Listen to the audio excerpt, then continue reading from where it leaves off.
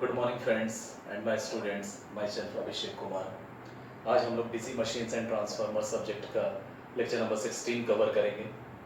पिछले लेक्चर में हमने आर्मेचर रिएक्शन और आर्मेचर रिएक्शन के इफेक्ट को हमने देखा था कि कैसे एमएनए यानी मैग्नेटिक न्यूट्रल एक्सिस शिफ्ट करता है और मैग्नेटिक न्यूट्रल एक्सिस के शिफ्ट करने के वजह से आर्मेचर कंडक्टर्स में जो डिस्ट्रीब्यूशन है ईएमएफ का, इंड्यूस्ड ईएमएफ का जो डिस्ट्रीब्यूशन है वो चेंज हो जाता है।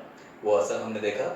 फिर पिछले लेक्चर में हमने ये भी देखा कि कैसे हम लोग उस आर्मेचर रिएक्शन में हम लोग देख सकते हैं कि कैसे वहां पर आर्मेचर रिएक्शन का दोनों असर हमें दिख रहा है, यानी डीमैग्नेटाइजिंग इफेक्ट और क्रॉस मैग्नेटाइजिंग इफेक्ट। हमने दोनों का डायरेक्शंस भी देखा, दोनों के वजह से क्या क्या चीज़ें होती हैं मशीन में, हमने वो भी समझा। और अल्टीमेटली हमने आइडेंटिफाई किया कि आर्मेचर कंडक्टर्स में कौन कौन से ऐसे कंडक्टर हैं जिनके वजह से डीमैग्नेटाइजिंग आर्मेचर रिएक्शन प्रोड्यूस हो रहा है, और कौन कौन से ऐसे कंडक्टर हैं जिनके वजह से cross magnetising effect of armature reaction produce हो रहा है। तो ये चीज़ें हमने देखा और उसके बाद हमने कैलकुलेट भी किया कि ये असर कितना है। मींस हमने कैलकुलेट किया कि आर्मेचर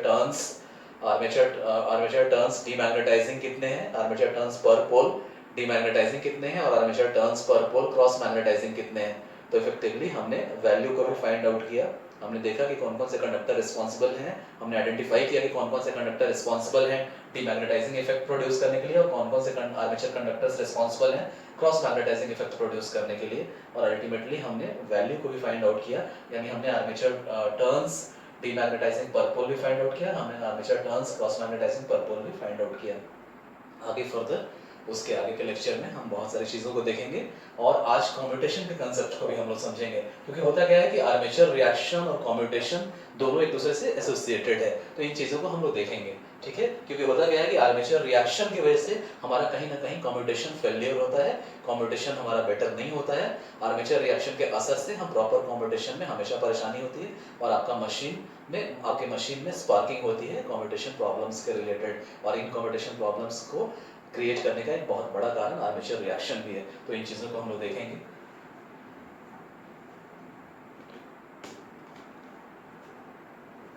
तो स्टूडेंट्स, पिछले क्लास में हमने देखा था कि किस तरह आर्मेचर फ्लक्स का, आर्मेचर एमएमएफ का असर हमारे मेन फील्ड फ्लक्स पे पड़ता है। तो हमने देखा था कि एक मशीन हम लोग लेके चलते थे। सपोज कोई भी एक मशीन है, इजी होने के लिए और इजी टू ड्रॉ के लिए हम लोग परमानेंट मैग्नेट शो करते थे, लेकिन पिछले क्लास में ये बता चुके हैं कि परमानेंट मैग्नेट ही नहीं, इलेक्ट्रोमैग्नेट वाले मशीन से भी सेम इफेक्ट होगा। ये सिर्फ समझने के लिए। तो हम लोगों ने देखा था वहां पे कि centre of north pole to centre of south pole को ज्वाइन करने वाली लाइन को हमने पोलर एक्सिस लिया था बाय ज्योमेट्री, और इसके परपेंडिकुलर लाइन को हमने ज्योमेट्रिकल न्यूट्रल एक्सिस लिया था। आपके सिलेंड्रिकल आर्मेचर का ये कोर है और हमने देखा था कि इस कोर पे कंडक्टर्स प्लेस्ड हैं।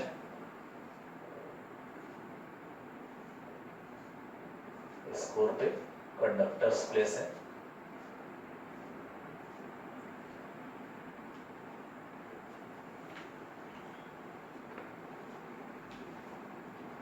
हमने देखा था कि इन कंडक्टर्स पे, और चूंकि यहाँ मैग्नेट है इसलिए यहाँ पे मेन फील्ड फ्लक्स का डिस्ट्रीब्यूशन हम लोग कोशिश करते हैं कि परफेक्टली होमोजेनस रहे, फ्लक्स डेंसिटी इवन रहे सब तरफ। तो ये मेन फील्ड फ्लक्स का डिस्ट्रीब्यूशन था। और फिर फाइनली हमने असर देखा था। तो हमने देखा था कि इसमें अगर आपका आर्मेचर रोटेट कर रहा है, suppose that it is rotating clockwise, तो हमने देखा कि इंड्यूस्ड ईएमएफ होता था। फ्लेमिंग राइट हैंड रूल लगा के हमने देखा था कि इधर के कंडक्टर्स पे क्रॉस होता था, यानी इनवर्ड्स, और आपके ज्योमेट्रिकल न्यूट्रल एक्सिस।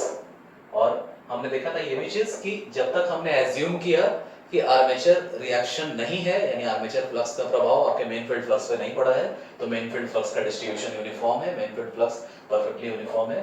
तो हमने देखा था कि लाइन ऑफ फ्लक्स के परपेंडिकुलर जो लाइन होती थी वो एमएनए होती थी, और इस केस में एमएनए और जीएनए कॉन्साइड कर रहा था। ये चीजें हमने देखा था।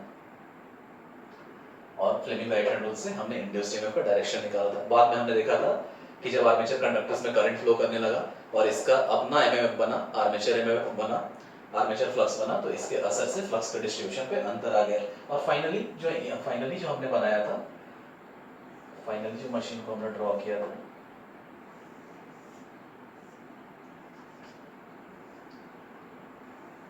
polar axis, this is your GNA.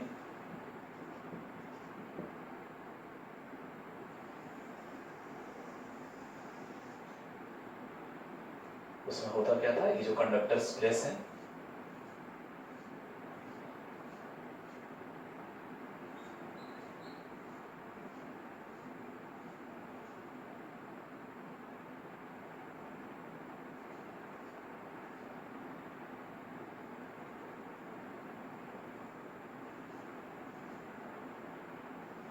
ये जो कंडक्टर्स प्लेस हैं, तो हमने देखा था कि अल्टीमेटली आर्मेचर रिएक्शन की वजह से जो फ्लक्स का डिस्ट्रीब्यूशन था वो कुछ इस तरह से हो गया था।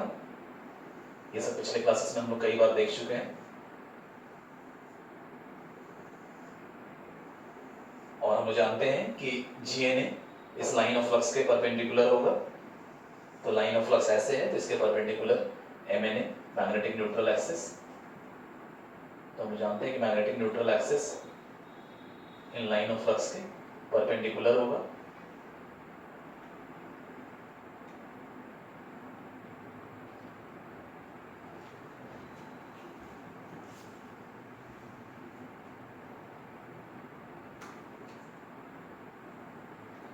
तो हम लोगों ने देखा था कि इस तरह से MNA की शिफ्टिंग हो गई थी फॉरवर्ड डायरेक्शन में, यानी direction of motion ultimately clockwise direction में था, तो क्लॉकवाइज से इसकी शिफ्टिंग हो गई फॉरवर्ड डायरेक्शन में। और हम लोग कहते थे कि थीटा या थीटा एम मैकेनिकल एंगल रहता है एक्चुअली, इसलिए हम थीटा एम भी लिखते हैं कभी कभी। तो ये एंगल से आपका MNA शिफ्ट हो गया GNA से। हम लोग क्या करते थे फॉर कैलकुलेशन, हम लोग क्या करते थे, जितना MNA थीटा एंगल से आगे शिफ्ट हुआ है थीटा एम से, उतना ही हम लोग एज्यूम करके एक और लाइन खींचते थे यहाँ, और ये भी थीटा एम से था, सो दैट कि ये जो एरिया है, ये आर्क जो है, आर्क का सेगमेंटल एरिया 2 थीटा एम के करस्पॉन्डिंग, 2 थीटा एम के आर्क के करस्पॉन्डिंग होगा। हम लोगों ने इसका नाम दिया था A और B, जो MNA है। और MNA की तरह की लाइन एक हमने लेफ्ट साइड में लिया था, इसका नाम हमने C और D दिया था, बीच में एक्सिस पे O है। यहाँ पे हमने देखा था कि ये MNA की शिफ्टिंग पे होने की वजह से कंडक्टर्स में, आर्मेचर कंडक्टर्स में करंट का, इंड्यूस्ड ईएमएफ का रीडिस्ट्रीब्यूशन हो गया था। यानी कुछ कंडक्टर्स जो पहले नॉर्थ पोल के प्रभाव में थे, अब वो साउथ पोल के प्रभाव में आ गए। कुछ जो साउथ पोल के प्रभाव में थे वो अब नॉर्थ पोल के प्रभाव में आए, तो जाहिर है उनमें इंड्यूस्ड ईएमएफ का डायरेक्शन भी चेंज हो गया, उनमें इंड्यूस्ड ईएमएफ का भी डायरेक्शन भी चेंज हो गया। तो हमने देखा था कि यहाँ पे आपके MNA और GNA जब कॉन्साइड कर रहा था, तो यहाँ पर अगर इस कंडक्टर को हम लोग ध्यान में लाए तो इस कंडक्टर पे इंड्यूस्ड ईएमएफ का डायरेक्शन इनवर्ड था, जिसको हमने क्रॉस से रिप्रेजेंट किया था। लेकिन यही MNA की शिफ्टिंग के बाद से, अगर हम लोग देखें तो ये कंडक्टर तो खैर फिर भी ठीक है। अगर हम लोग इस कंडक्टर को देखें तो ये कंडक्टर अल्टीमेटली स्टार्टिंग में जो हमारा MNA और GNA कॉन्साइड कर रहा था उससे राइट साइड में बढ़ता था, यानी ये कंडक्टर साउथ पोल के प्रभाव में था, साउथ पोल के वर्च्यू में था। लेकिन हमने देखा कि जब MNA शिफ्टिंग हो गई तो अब MNA के लेफ्टवर्ड ये कंडक्टर है, यही जो सेम कंडक्टर है अब MNA के लेफ्टवर्ड है, तो जाहिर है अब नॉर्थ पोल के प्रभाव में है, हम लोग ये देख चुके हैं। देयरफॉर इंड्यूस्ड ईएमएफ का डायरेक्शन अब इसमें बदल जाएगा, ये नॉर्थ पोल के कंडक्टर्स में जो क्रॉस हो रहा है वो आ जाएगा। उसी तरह हमने देखा था यहाँ पे ये कंडक्टर पहले नॉर्थ पोल के प्रभाव में है, और फ्लेमिंग राइट हैंड रूल लगा के हमने इंड्यूस्ड ईएमएफ का डायरेक्शन निकाला था, तो हमने देखा था कि क्रॉस है, यानी इनवर्ट्स करंट जा रहा है। लेकिन जब MNA की शिफ्टिंग हो गई तो वही ये सेम कंडक्टर अब यहाँ आ चुका है नए पोजीशन पे, यानी अब MNA के राइटवर्ड है, और MNA के राइटवर्ड है तो चाहिए साउथ पोल के प्रभाव में है, और फ्लेमिंग राइट हैंड रूल लगा के हम लोग निकालें तो हमें पता चलेगा कि डायरेक्शन ऑफ डॉट है, यानी आउटवर्ड स्पेस से आउटवर्ड इसमें इंड्यूस्ड ईएमएफ का डायरेक्शन है, और वही करंट का भी डायरेक्शन होगा। यानी हमने देखा कि करंट का रीडिस्ट्रीब्यूशन हो रहा है MNA की शिफ्टिंग की वजह से कुछ कंडक्टर्स में। और हमने पिछले क्लास में फाइंड आउट भी किया था, हमने देखा था कि एंगल AOC के बीच में जो कंडक्टर्स हैं और एंगल BOD के सेगमेंट के बीच में जो कंडक्टर्स हैं, यही कंडक्टर्स डीमैग्नेटाइजिंग इफेक्ट के लिए रिस्पांसिबल हैं। और हमने देखा था कि ये यानी BOC से रिलेटेड जो आर्क है, सेगमेंट है, और AOD से रिलेटेड जो सेगमेंट है, इसके जो कंडक्टर्स हैं वो क्रॉस मैग्नेटाइजिंग इफेक्ट के लिए रिस्पांसिबल हैं। हमने ये चीज फाइंड आउट किया था, हमने देखा था। और कैसे देखा था हमने, तो हमने देखा था कि इनमें क्रॉस है, यानी इन दो कंडक्टर्स को पहले हम लोग स्टडी में ले, एंगल AOC के सेगमेंट के अंदर जो कंडक्टर्स हैं और एंगल BOD के सेगमेंट के अंदर में जो कंडक्टर्स हैं, तो यहाँ इन कंडक्टर से हम लोग ध्यान दें तो क्रॉस है, राइट हैंड कर्व रूल से हम लोग अप्लाई करें तो हम लोगों को दिखेगा कि यहाँ पे क्लॉकवाइज सर्कल्स बन रहा है, क्लॉकवाइज सर्कल्स इस तरह से बन रहा है। उस तरह इन कंडक्टर्स पे ध्यान दें हम लोग, आउटवर्ड करंट जा रहा है और राइट हैंड कर्व रूल से हम लोग देखें तो हम लोग देखेंगे कि यहाँ एंटी क्लॉकवाइज सर्कल्स बन रहा है। तो हमने देखा कि यही कंडक्टर्स जो सेगमेंट AOC के अंदर है और जो सेगमेंट BOD के अंदर है, यही रिस्पॉन्सिबल होते थे डीमैग्नेटाइजिंग इफेक्ट के लिए। क्योंकि होता क्या था कि हमारा मेन फ्लक्स का MMF जो है हमेशा इसी डायरेक्शन में है, नॉर्थ टू साउथ। तो यहाँ भी हमारे मेन फ्लक्स का जो MMF है वो इस डायरेक्शन में है, नॉर्थ टू साउथ। और हमने देखा था कि आर्मेचर रिएक्शन जो प्रोड्यूस होता था, अल्टीमेटली हमने देखा था कि आर्मेचर रिएक्शन जो प्रोड्यूस होता था, तो आर्मेचर रिएक्शन का MMF ये रहता था। उसको दो कंपोनेंट में हम लोगों ने डिवाइड किया था।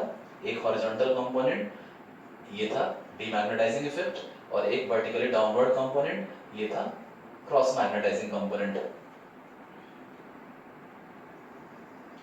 ये था क्रॉस मैग्नेटाइजिंग कंपोनेंट। ओके,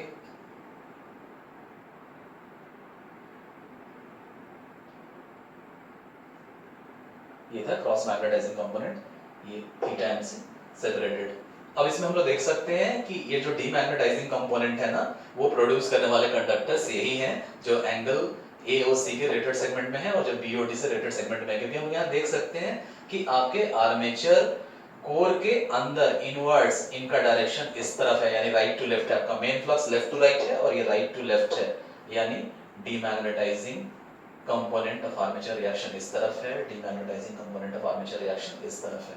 ठीक है, तो हम लोग देख सकते हैं इन दोनों का कंबाइन, ये भी इस तरफ है, ये भी इस तरफ है, ये ऐड होकर demagnetising component of armature reaction हो जाएगा और ये आपका मेन फील्ड फ्लक्स है। और मेन फील्ड फ्लक्स की जाहिर है बड़ी वैल्यू है। तो हो क्या रहा है कि आपका मेन फील्ड फ्लक्स डीमैग्नेट आप सॉरी हो क्या रहा है कि आपका मेन फील्ड फ्लक्स मैग्नेटाइज करना चाह रहा है मशीन को, और उसके खिलाफ लग के ये आपका आर्मेचर रिएक्शन का डीमैग्नेटाइजिंग कंपोनेंट आपके मेन फील्ड फ्लक्स को कहीं ना कहीं कमजोर कर रहा है, इसलिए इसको हम लोग डीमैग्नेटाइजिंग बोलते हैं। अब होगा क्या कि इसको हम लोग कैसे नलिफाई कर सकते हैं, कैसे एलिमिनेट कर सकते हैं, कैसे न्यूट्रलाइज कर सकते हैं हम लोग इसके असर को, demagnetising component of armature reaction को कैसे हम लोग न्यूट्रलाइज कर सकते हैं। तो डेफिनेटली हमने जो मेन फील्ड फ्लक्स क्रिएट किया, अगर ये इलेक्ट्रोमैग्नेट होता, हमने तो एग्जांपल के लिए परमानेंट मैग्नेट लिया है, अगर इसकी जगह इलेक्ट्रोमैग्नेट होता तो सिंपली हमें पता है कि हमें जो MMF क्रिएट करना है, तो हमें पता है our MMF is equal to NI, यानी number of turns into current. तो हमें क्या करना होगा, अगर हमने इस तरह से अपने पोल पे वाइंडिंग की है और डेफिनेटली हमें राइट हैंड कर्व रूल के हिसाब से ऐसे करंट को फ्लो कराना होगा, तब हमारा नॉर्थ इधर बनेगा। सपोज नॉर्थ अगर हमें बनाना है तो हमें इस तरह से फ्लो कराना होगा। और इसी को रिप्रेजेंट करने का एक और तरीका क्या है, इसी को रिप्रेजेंट करने का तरीका है कि यहाँ जो कंडक्टर्स हैं उनके क्रॉस सेक्शनल व्यू में, तो हमें अगर नॉर्थ बनाना है तो राइट हैंड कर्व रूल के हिसाब से, तो चाहिए हमारा फिंगर्स, हमारा थंब नॉर्थ पोल के डायरेक्शन में है, तो हमारा थंब नॉर्थ पोल के डायरेक्शन में जो क्रिएट हो रहा है, जो फ्लक्स क्रिएट हो रहा है, तो वहाँ पे हमारा फिंगर सर्कुलर इंडिकेट करेगा कि यहाँ डॉट है, करंट इस तरह से आ रहा है, इस तरह से आ रहा है, यहाँ क्रॉस है, तो इसी को रिप्रेजेंट करने का ये तरीका है। तो सिंपली क्या करेंगे, ये डीमैग्नेटाइजिंग इफेक्ट को हमारा मेन फील्ड फ्लक्स मैग्नेटाइज करना चाह रहा है, उसके खिलाफ ये आर्मेचर रिएक्शन का डीमैग्नेटाइजिंग कंपोनेंट लग रहा है, इसको एलिमिनेट करना है, इसको नलिफाई करना है, इसको न्यूट्रलाइज करना है। तो हमें क्या करना होगा, एक तरीका है कि इस पे NI हम और बढ़ा दें, इस पे NI नंबर ऑफ टर्न्स हम और बढ़ा दें,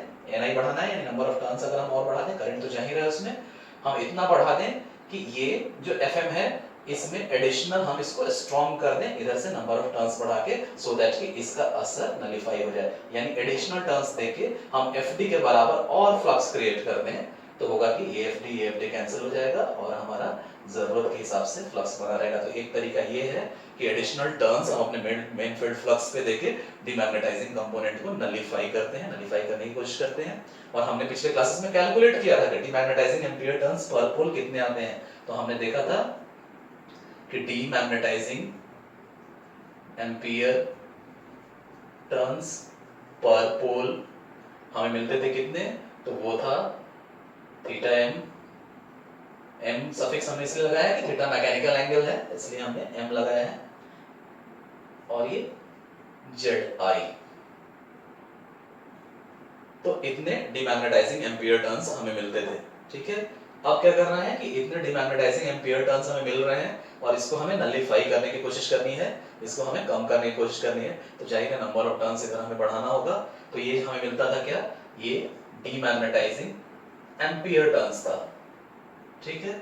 अब क्या करना है, इसको इसको इसके असर को न्यूट्रलाइज करना है, यानी जाहिर है हमें इतना फ्लक्स और क्रिएट करना होगा। इतना फ्लक्स क्रिएट करना तो होगा, इतना एमएमएफ और हमें क्रिएट करना होगा कि ये एमएमएफ के बराबर हो जाए, इतना क्रिएट करना तो होगा। लेकिन हमें पता है कि इसमें फ्लोइंग करंट का मैग्नीट्यूड कुछ और है, इसमें नंबर ऑफ टर्न्स कुछ और है, और इसमें आर्मेचर कंडक्टर्स में टर्न्स कुछ और है, नंबर ऑफ टर्न्स कुछ और है, और इसमें करंट का मैग्नीट्यूड कुछ और है। लेकिन अल्टीमेटली इन दोनों के number of turns into current, number of turns into current, इन दोनों के मल्टीपल को हमें बराबर करना है, तभी इधर एफडी के बराबर हम एक्स्ट्रा मैग्नेटाइजिंग फील्ड क्रिएट कर पाएंगे जो इस डीमैग्नेटाइजिंग के बराबर होगा, और ये दोनों एक दूसरे के असर को कैंसिल कर पाएंगे। यानी अल्टीमेटली अगर हम लोग देखें तो यहाँ पर क्या है, हमने निकाल लिया कि कितने एम्पियर टर्न्स हमारे डीमैग्नेटाइजिंग इफेक्ट के लिए रिस्पांसिबल हैं, कितने एम्पियर टर्न्स हमारे डीमैग्नेटाइजिंग इफेक्ट के लिए रिस्पांसिबल है, हमें पता चल गया।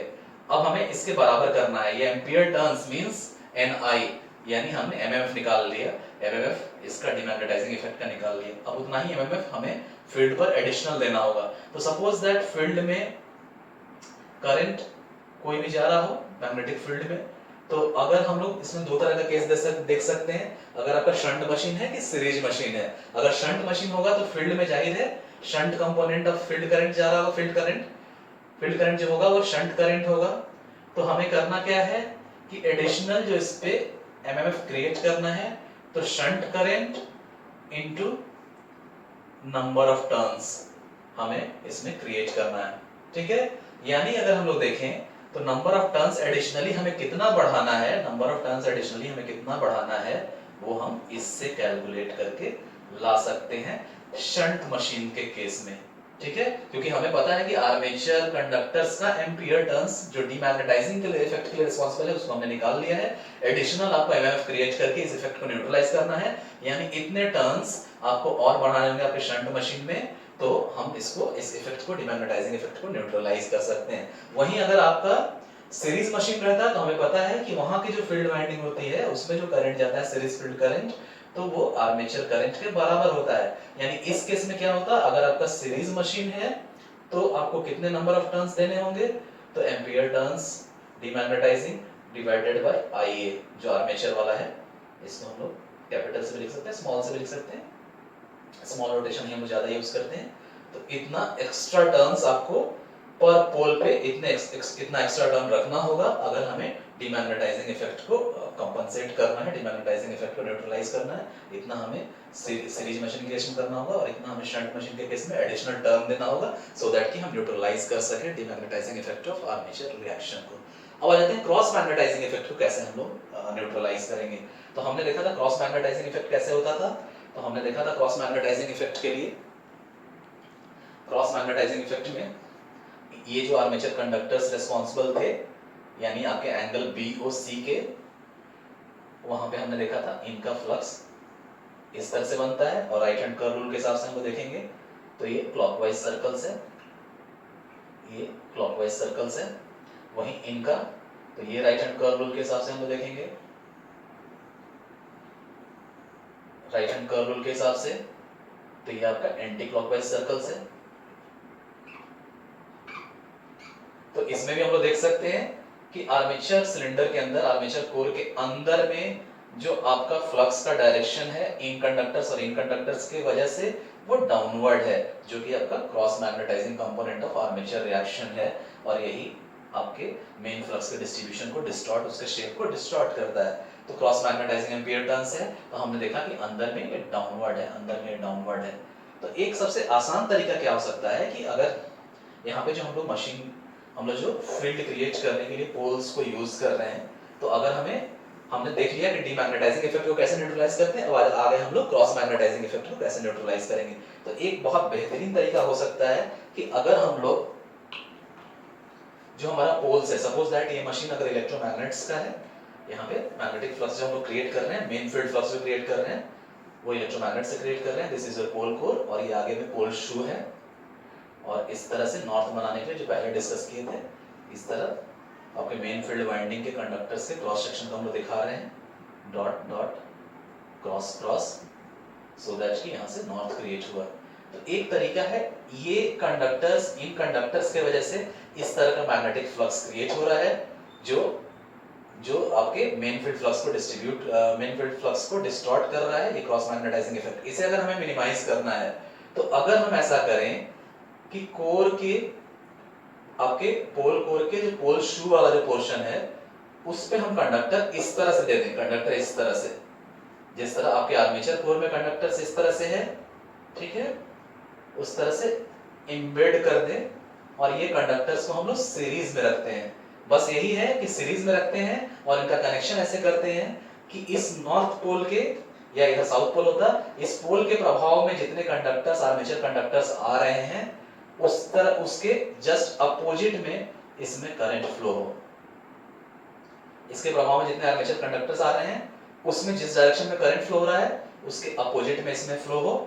तो हम लोग इस तरह से करके क्रॉस मैग्नेटाइजिंग इफेक्ट को न्यूट्रलाइज कर रहे हैं। इसको हम लोग डिटेल समझ लेंगे ये है क्या। तो इसमें है क्या कि हम लोग इस मैकेनिज्म को बोलते हैं compensating winding. Cross magnetising effect of armature reaction को न्यूट्रलाइज करने के लिए ये जो चीजें हम लोग कर रहे हैं इसको हम लोग बोलते हैं कंपनसेटिंग वाइंडिंग। कंपनसेटिंग वाइंडिंग को हम लोग क्या करते हैं, कंपनसेटिंग वाइंडिंग को हम लोग पोल शू के अंदर एम्बेडेड रखते हैं। आपका पोल शू है, जैसे सपोज दैट ये पोल शू का स्ट्रक्चर है, इसमें इस तरह से कंडक्टर को हमने रखा और अंदर में सिलेंडर में भी इस तरह से आर्मेचर कंडक्टर्स हैं आपके। तो यहाँ से हमने रखा कंडक्टर्स को और इन एम्बेडेड कंडक्टर्स को जो आपके पोल शू के अंदर हैं इनका कनेक्शंस आर्मेचर कंडक्टर से ही रहता है, आर्मेचर कंडक्टर के सीरीज में रहते हैं। बस अंतर ये है कि आर्मेचर कंडक्टर्स में जो आपके करंट फ्लो होने का डायरेक्शन होगा उसका just opposite direction in embedded conductors में होगा। ये कंपनसेटिंग वाइंडिंग के एम्बेडेड कंडक्टर्स में होगा। अब नतीजा है कि यहाँ पे क्या है, ये दोनों आपस में सीरीज में है। यहाँ क्रॉस मैग्नेटाइजिंग की वजह से इस तरह से आर्मेचर फ्लक्स है, तो यहाँ उसके उल्टे करंट फ्लो होने की वजह से इस तरह से आर्मेचर का फ्लक्स है। और ये अल्टीमेटली क्रॉस मैग्नेटाइजिंग इफेक्ट का जो ये आर्मेचर रिएक्शन इस तरह नीचे की तरफ जा रहा है, cross magnetising component of armature reaction, इसको ये न्यूट्रलाइज कर देता है। कैसे न्यूट्रलाइज कर देता है तो इसका हम लोग देखेंगे right hand curve rule apply करके। इन एम्बेडेड कंडक्टर्स के वजह से फ्लक्स को देखेंगे। तो एम्बेडेड कंडक्टर्स की वजह से फ्लक्स इस तरह के सर्कल्स में है, इस तरह के सर्कल्स में है। और किस तरह से है,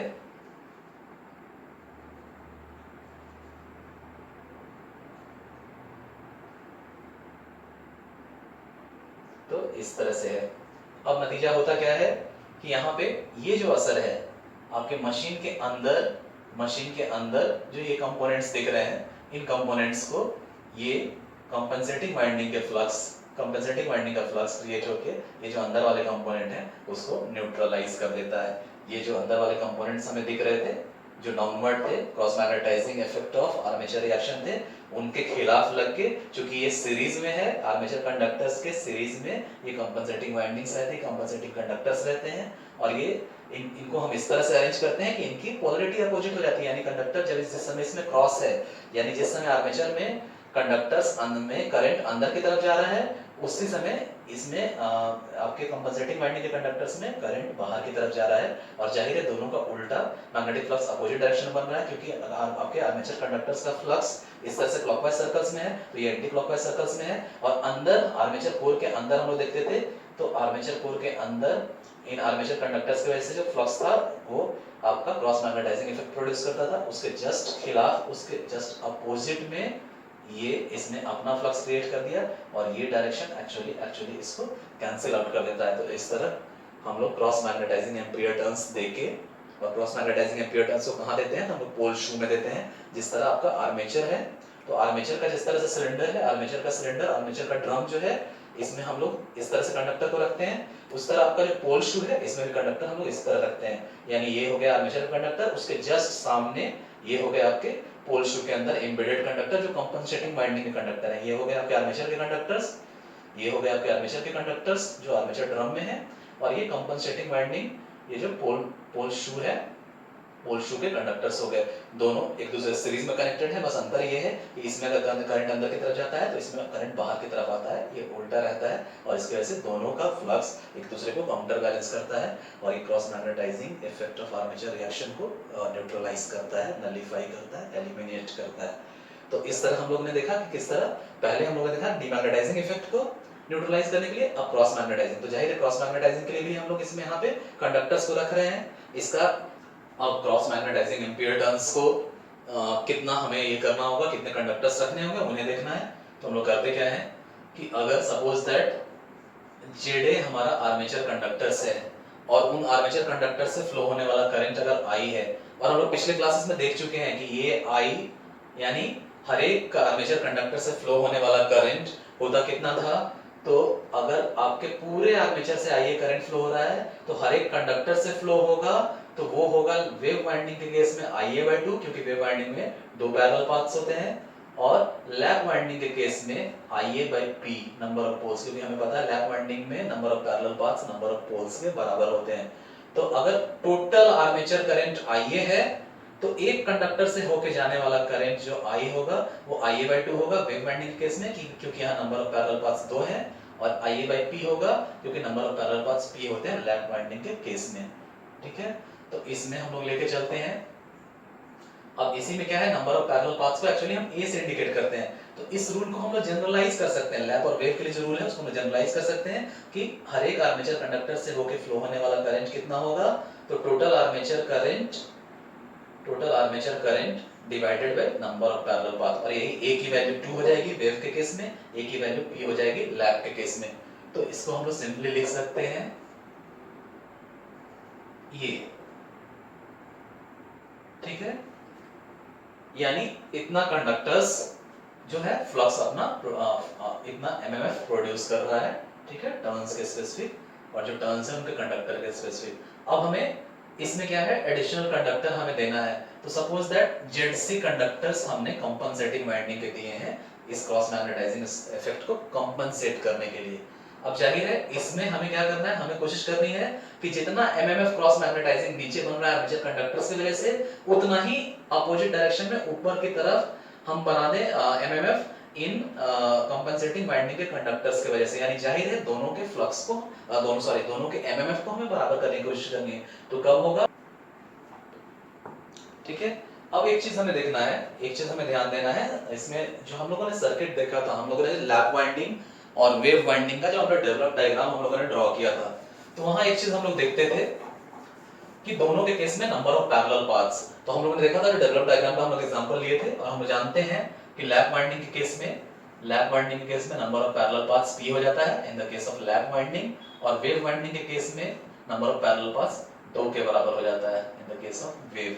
यानी हमने देखा था, हमने 32 कंडक्टर का जो डेवलप डायग्राम बनाया था उसमें हमने देखा था कि इस तरह से अगर आपका कंप्लीट मशीन है और इस कंप्लीट मशीन में हमने देखा था कि अगर 32 कंडक्टर्स हैं लैप वाइंडिंग केस में, तो हमने देखा था इस तरह करके 8 कंडक्टर्स, फिर इस तरह करके 8 कंडक्टर्स, इस तरह करके 8 कंडक्टर्स, इस तरह करके 8 कंडक्टर्स, क्योंकि हमने जो एग्जांपल लिया था डेवलप डायग्राम में उसमें 32 कंडक्टर्स और 4 पोल मशीन था, और लैप वाइंडिंग थी तो जाहिर है 4 पोल मशीन है तो 4 ही पैरेलल पाथ्स होंगे। तो 32 डिवाइडेड बाय 4 8 कंडक्टर, तो 8 कंडक्टर सीरीज में, 8 कंडक्टर सीरीज में, 8 कंडक्टर सीरीज में, 8 कंडक्टर सीरीज में, इस तरह करके हमें 4 पैरेलल पाथ्स मिलते थे, क्योंकि वो 4 पोल मशीन थी, और लैप वाइंडिंग में हमें पता है कि number of parallel paths is equal to number of poles. तो इस तरह पैरेलल पाथ मिल गया। अब जाहिर है इस पैरेलल पाथ से ही ब्रश में हम लोग कनेक्शन करते थे। Suppose that this is your positive brush और इस तरह से this is your negative brush.